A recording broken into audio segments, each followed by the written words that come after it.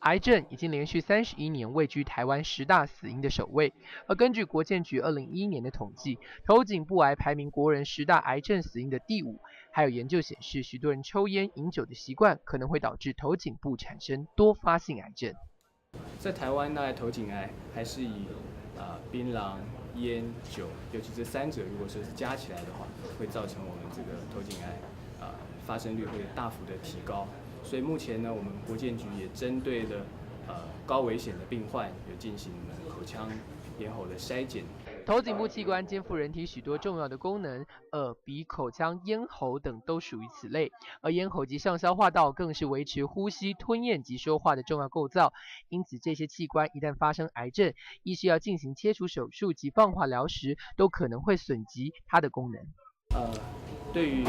新一代的机器手臂的手术，它对于我们传统比较难接触到的这个舌根以及咽喉肿瘤的部分，机器手臂它能够保留我们最多的健康组织以及这个最好的功能。因此，近年来许多医师选择采用机器手臂辅助进行手术，如此一来，不仅无需锯开患者的脸部，还能够提高医师的手术准确度，更精准的切除肿瘤、缝合伤口，也能降低手术的风险，完整切除口内肿瘤。新式的达文西机器手臂的头颈癌手术，